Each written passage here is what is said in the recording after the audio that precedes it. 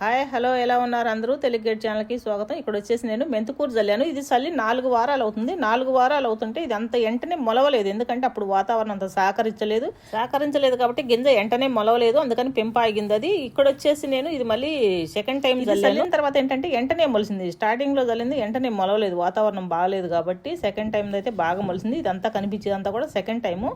ఇదేంటంటే బాగా గుబురులాగా వస్తుంది. ఆకు కూడా బాగా పెంపు కూడా బాగుంది.